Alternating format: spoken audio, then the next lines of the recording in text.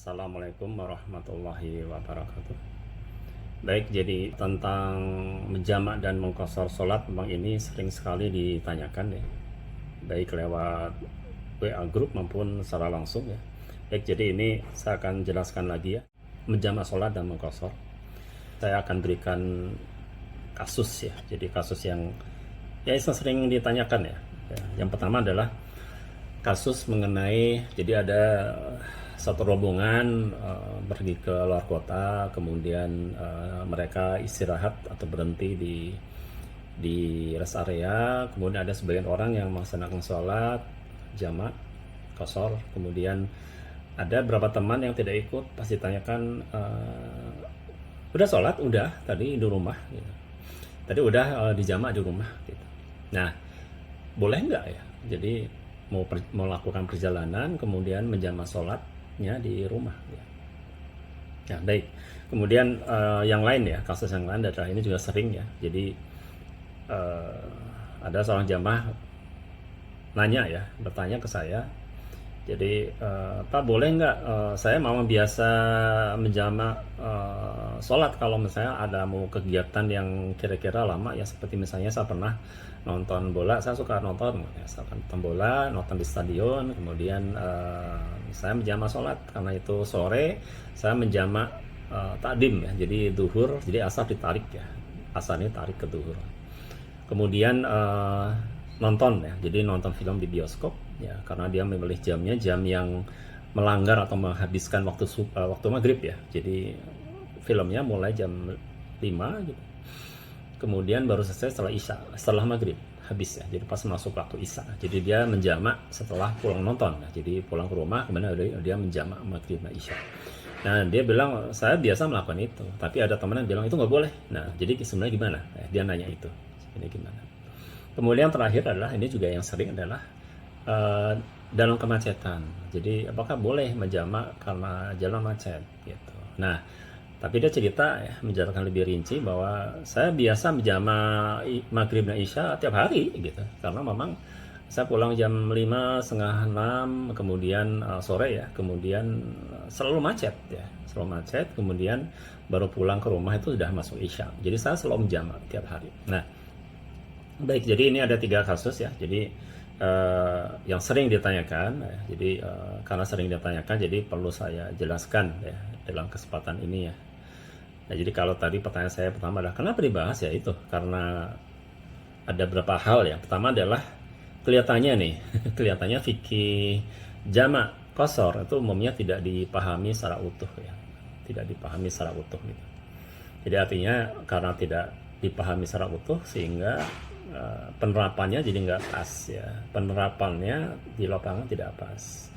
Kemudian karena sangat variatif ya, sangat variatif kasusnya, jadi demikian banyak ya kasusnya gitu, akhirnya masing-masing melakukan improvisasi. Oh, kayaknya gini aja, kayak gini gitu, seperti itu.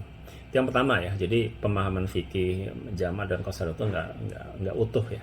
Yang kedua adalah umumnya kurang diminati ya, jadi saya juga nggak tahu kenapa ya, kurang, untuk fikih ini kurang diminati karena biasanya sih cuma gitu doang gitu, cuma gitu, gampang lah dijamak, nah gitu, itu yang terjadi.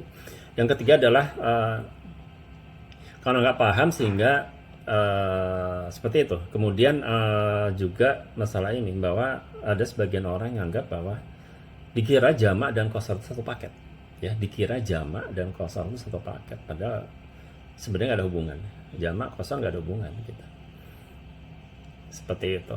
Nah, kemudian jadi poin-poin tadi itu sebenarnya ya pemahaman yang kurang, kemudian memang kurang diminati untuk pelajari lebih lanjut, kemudian interpretasi yang salah ya. Jadi dikira yang tadi ya jamak qashar satu paket. Nah, gabungan dari 1, 2, 3 ini akhirnya yang terjadi adalah yang seperti yang banyak dilakukan gitu. Nah, sialnya itu kalau ditanyakan itu seringkali jawabannya adalah ya Islam kan mudah gitu ya, Islam mudah gitu, jadi jangan dipersulit ya, ya udah gitu. Nah ini memang benar ya, jadi Islam itu agama yang mudah ya, dan tidak boleh dipersulit ya, nggak boleh dipersulit. Nah, hanya gitu, hanya jangan sampai menggampangkan ya. Jadi karena ada syariatnya gitu, udah ada syariatnya. Jadi itu ikuti gitu. Jadi kalau dengan gampang ya, udah gini aja itu karena dengan apa, dengan alasan tadi ya, alasan bahwa jangan mempersulit ya. Tapi kalau tidak sesuai syariat itu artinya kan ya tidak benar ya, tidak benar, disedangkan tidak benar gitu. Artinya apa? Islam itu mudah tapi jangan ya, Islam itu mudah, Islam itu gampang tapi jangan menggampangkan gitu. Ya, jangan menggampangkan gitu. Nah, baik, kita kembali ke masalah jamaah sholat. Jadi memang dalam kesempatan ini saya hanya akan membahas jamaah ya. Nanti kesempatan lain saya akan bahas tentang qasar ya. Sengaja saya pisahkan karena supaya dipahami bahwa jamak dan qasar bukan satu paket ya. Itu dua hal yang berbeda gitu, dua hal yang berbeda. Baik, jadi saya untuk masalah menjamak itu artinya kan menarik salah satu ibadah sholat ke waktunya ya. Nah, ada ayat Quran ya, An-Nisa, dalam hal ini An-Nisa 103 itu yang yang menyebutkan tentang ketentuan waktu ya, berkaitan dengan waktu ya. Jadi kalau saya sebutkan ya, auzubillahi minasyaitonirrajim, inna sholata kanat 'alal mu'minina kitaban mauquta ya. Jadi artinya adalah, terjemahnya kira-kira sesungguhnya sholat itu merupakan kewajiban yang waktunya telah ditentukan ya. Jadi waktunya telah ditentukan atas orang-orang mukmin ya, waktunya telah ditentukan. Nah, jamak itu adalah ada satu rukhsah ya, satu keringanan yang Allah berikan gitu. Karena dengan kondisi tertentu. Nah, kondisinya itu seperti apa? Itu adalah sebenarnya hanya intinya adalah jamak itu ya, menjamak sholat itu hanya boleh karena satu alasan, yaitu apa? Masyaqqah ya. Jadi masyaqqah itu adalah adanya kesulitan ya. Masyaqqah pakai shin ya, masyaqqah. Jadi adanya kesulitan. Nah, itu alasan yang membuat kita boleh melakukan atau menjamak sholat ya. Nah, sekarang kan sangat variatif nih ya. Jadi kondisi apa yang termasuk atau dikategorikan sebagai masyaqqah?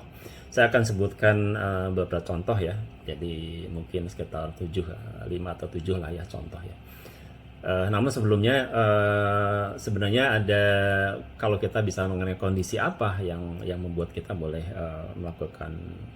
melakukan jamak, itu paling nggak ada 5 ya kalau menurut syariat ya. Jadi yang pertama adalah dalam pelaksanaan haji ya, itu dalam pelaksanaan haji. Kemudian yang kedua adalah safar ya. Kemudian yang ketiga adalah adanya uzur atau kondisi darurat atau tidak aman dan sebagainya. Kemudian yang berikutnya adalah sedang sakit. Kemudian yang terakhir adalah hujan. Nah, kalau saya bahas ini yang paling mudah mungkin yang kalau haji ya. Jadi ini memang ada riwayatnya ya. Jadi Rasulullah itu menjama zuhur dan asar ketika di Arafah ya, dan Musdalifah ya. Itu bisa dicek ya di hadis riwayat Bukhari 1674 ya. Silakan dicek.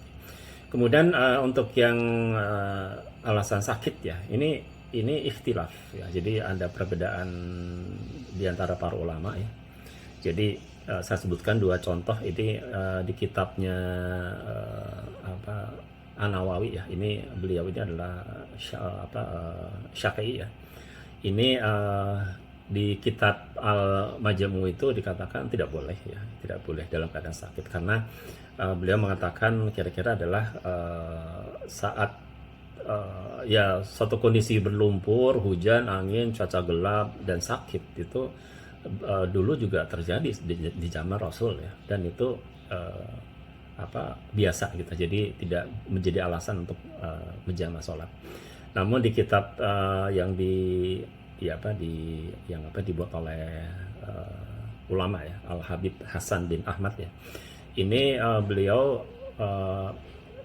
mengatakan tentang ukuran sakit ya. Jadi ada bobotnya. Jadi kalau sakitnya tuh sakit yang berat ya, yang membuat dia berat ya melaksanakan sholat 100 menerus, sehingga itu diperbolehkan. Jadi ukuran sakitnya adalah berat. Ini jadi saya sebutkan 2 contoh yang menunjukkan bahwa ada perbedaan ulama tentang sakit. Kemudian yang berikutnya adalah hujan ya. Ini juga sama istilah. Ya. Jadi ini ada hadis riwayat Muslim 705 ya. Jadi ini yang diceritakan oleh Ibnu Abbas ya. Bahwa Rasulullah pernah menjamak sholat di Madinah ya gitu. Dan itu bukan karena keadaan bahaya ya, keadaan takut atau safar. Ya tentu saja tidak safar ya, karena Rasulullah saat itu tinggal di Madinah. Jadi dia mukim ya. Jadi artinya itu bukan karena safar dan bukan karena keadaan bahaya. Nah, kemudian saat ada sahabat menanyakan ya, dan ini sahabat Ayub menanyakan, barangkali pada malam itu turun hujan. Itu sahabat lain, itu Jabir menjawab, mungkin ya. Nah, ini jadi yang menjadi perbedaan ulama. Jadi itu jawabannya mungkin. Jadi mungkin saat itu hujan, saat itu hujan ya. Nah, ini ada beberapa hadis lain yang mengisahkan ini ya. Jadi memang ada perbedaan pendapat ya.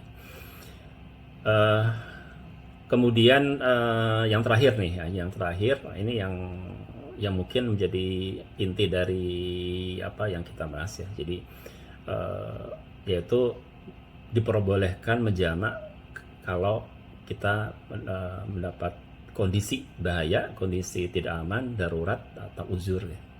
Nah, saya paling nggak sebutkan ada 7 yang tadi saya janjikan ya. 7 yang ini contoh ini sering saya sebutkan ya, karena ini cukup bagus ya untuk mewakili lah ya, contoh yang cukup representatif ya. Yang pertama adalah penjaga keamanan ya. Jadi jika seorang penjaga keamanan yang tidak mungkin meninggalkan lokasi itu, yaitu dianggap masyakoh ya, karena itu suatu kondisi yang di luar kemampuannya dia ya, sehingga itu boleh ya. Seorang penjaga keamanan yang memang dia nggak bisa atau tidak mungkin meninggalkan tempat, yaitu boleh menjamak. Yang kedua adalah dokter.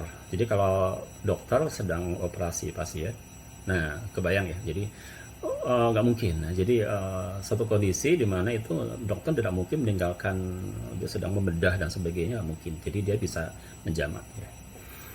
Jadi dia harus melakukan operasi sampai selesai. Yang ketiga adalah mahasiswa yang sedang sedang bukan kuliah ya. Kalau kuliah kan bisa izin untuk sholat ya. Tapi kalau ujian misalnya, ujiannya maraton cukup lama. Ini ada berapa jurusan saya dulu di ITB itu ada beberapa jurusan yang kalau ujian tuh lama sehingga melanggar waktu sholat ya, Nah, kondisi seperti ini itu boleh mahasiswa tersebut melakukan jamak. Berikutnya adalah ini ada kisahnya, yaitu tentang seorang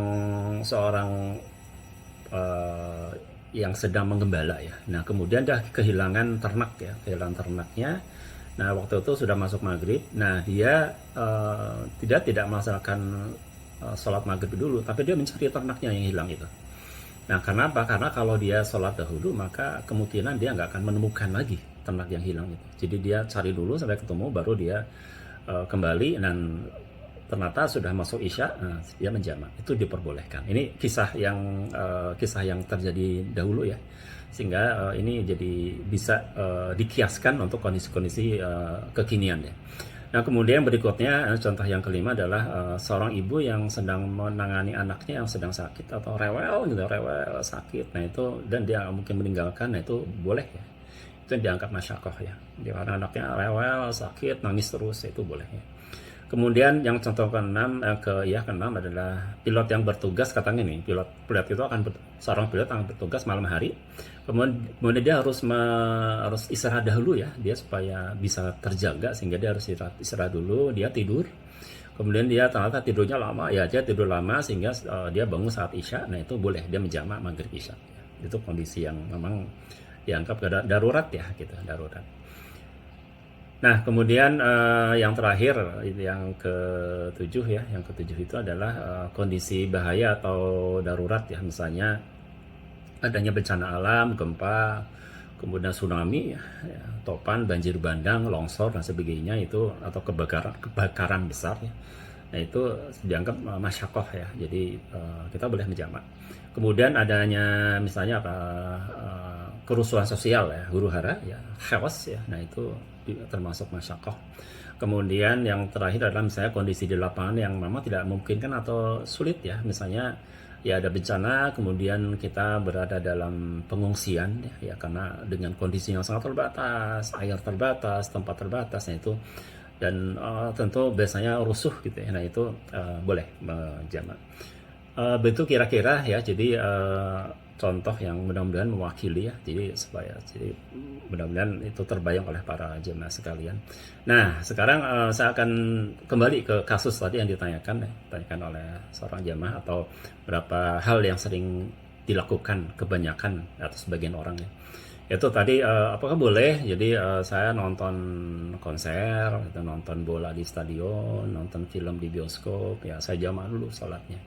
Nah, itu bukan kondisi darurat yang di luar kemampuannya dia ya. Artinya itu nggak boleh. Sebenarnya nggak boleh itu. Gitu. Jadi karena itu kondisi darurat yang dibuat, ya kita buat sendiri, atau kita bisa mengatur waktu sehingga kita tidak perlu melakukan itu. Ya. Jadi kondisi yang bisa kita hindari. Jadi artinya misalnya nonton film di bioskop ya jangan pilih film yang jam 5 lah gitu. Yang itulah kira-kira gitu. Seperti itu ya. Kemudian yang contoh lain misalnya saat menghadiri acara gathering ya, ada pertemuan, rapat, meeting, atau resepsi. Nah, ini resepsi itu kondisi yang bisa dihindari gitu. Jadi bukan menjadi alasan untuk menjamak sholat. Kemudian yang ketiga adalah saat menjadi pengantin nih ya, jadi kadang seringkali dengan alasan khawatir merusak rias ya, kemudian menjamak sholat. Itu juga kondisi yang tidak dibolehkan jamak sebenarnya gitu. Yang terakhir ada yang sering adalah kemacetan, yang tadi juga ditanyakan masalah kemacetan. Nah, memang yang masalah kemacetan ini bobotnya lebih berat dibandingkan tadi ya, contoh-contoh yang nonton bioskop, konser, nonton bola dan sebagainya, kemudian menghadiri acara gathering atau menjadi pengantin. Itu yang kemacetan memang ini bobotnya lebih berat. Nah, ini boleh, tapi ini ada tapinya. Ada tapi karena tergantung seperti apa kasusnya. Jadi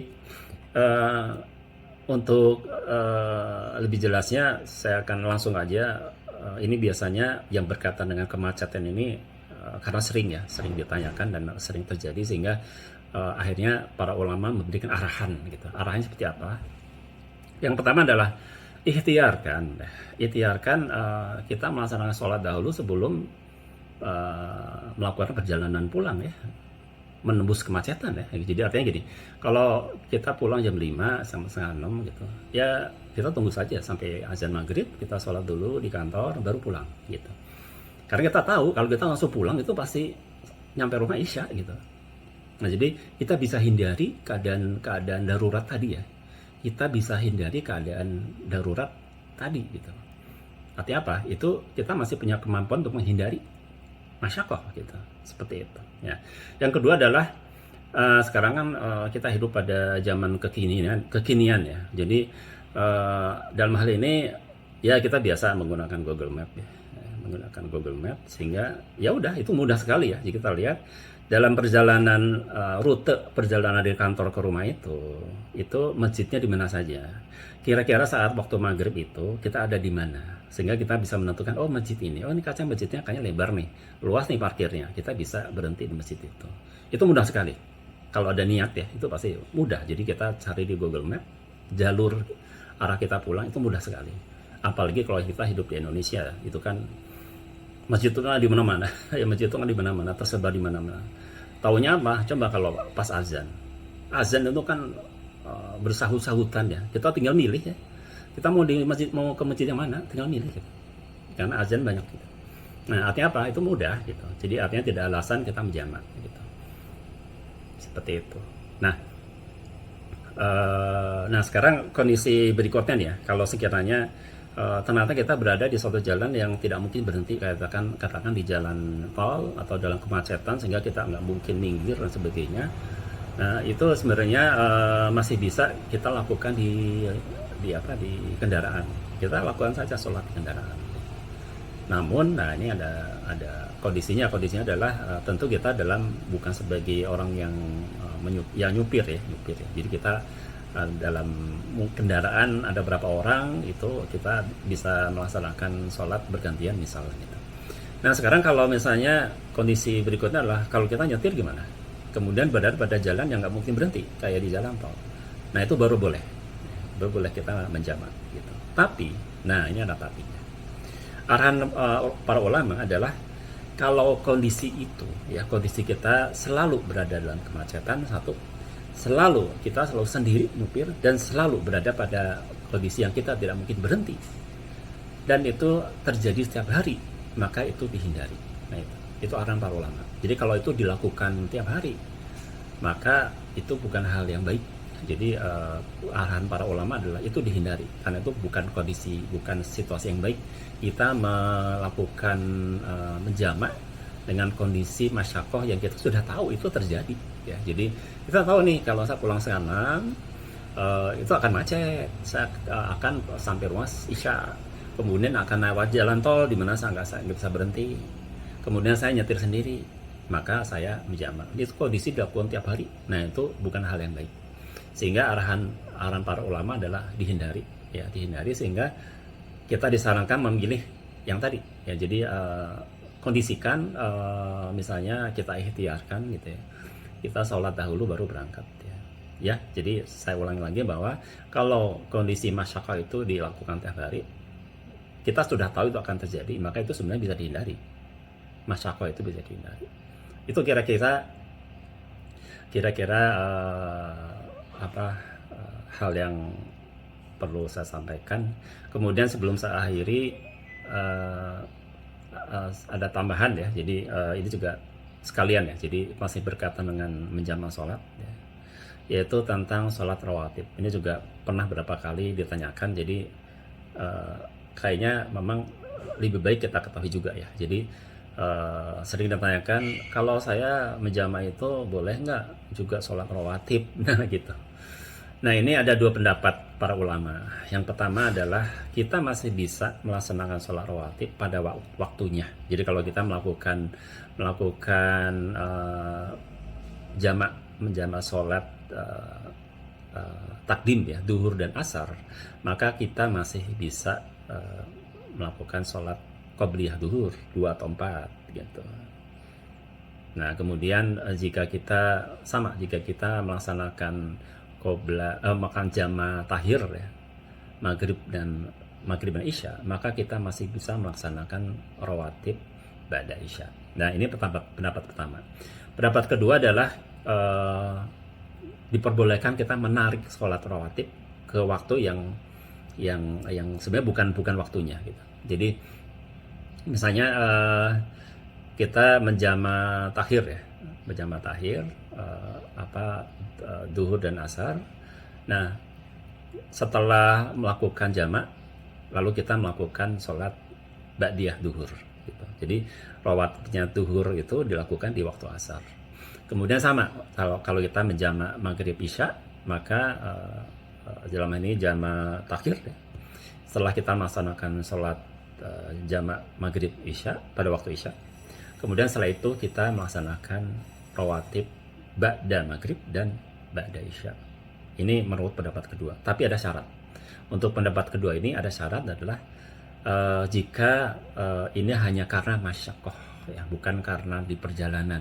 Jadi kan jamaah itu bisa hanya masyakoh saja atau masyakoh dan safar. Nah untuk pendapat kedua ini, jadi menarik sholat rawatib ditarik ke waktu yang bukan waktunya, itu hanya karena masyakoh, bukan karena safar. Itu kira-kira yang saya sampaikan pada kesempatan ini. Pada sesi berikutnya saya akan bahas khusus mengenai safar ya. Baik, terima kasih, mudah-mudahan bermanfaat. Assalamualaikum warahmatullahi wabarakatuh.